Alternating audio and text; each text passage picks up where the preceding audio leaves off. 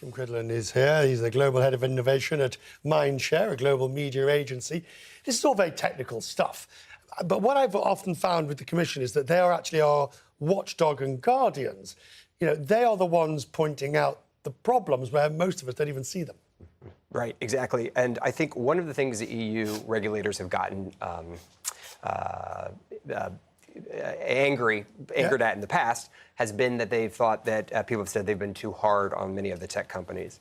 But I think what you're seeing is actually the EU regulators are probably ahead of the curve, right? If you look right now across the world, whether that's in the U.S. where congressional representatives or senators / presidential candidates are thinking about increased regulation, or even things like GDPR, other places are catching on. I guess the problem is, in the US, there is a much closer link between the regulators and the politicians who question them, and therefore, here, the link to Margrethe Vestager and the Commission is somewhat tangential, and it often seems supranational. Yeah, it is a little bit. You know, when you look at the U.S., many of these tech players, I mean, for example, Facebook has spent billions of dollars building hospitals and schools and places like that inside the U.S. That clearly buys you a lot of goodwill that politicians would look fondly upon. But it also, those CEOs get kebabbed in front of Congress.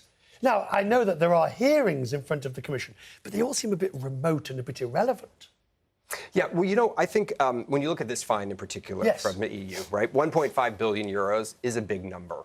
Now, if you're Google, like any fine is going to seem like a lot of money. In the scheme of things, that's not my judge whether it's big or small. I think what'll be interesting now are the knock-on effects we see. Number one, it opens up the possibility for additional lawsuits from those that were affected. But I think what we're seeing at Mindshare across our clients are they're increasingly asking us questions like, are we over-invested in just a handful of digital players? And every time there's a data breach, every time a brand finds its content running alongside of content that it doesn't want to be, or there's a fine from a regulator, those concerns about are we overinvested in too few players get amplified. Finally, briefly, do these fines even matter to Google? I think they do. You know, every time there's an incident like this, we see a familiar pattern where advertisers might pull dollars from investing till Google fixes the issue. And let me tell you, every time that happens, a player like Google acts quickly to correct the problem.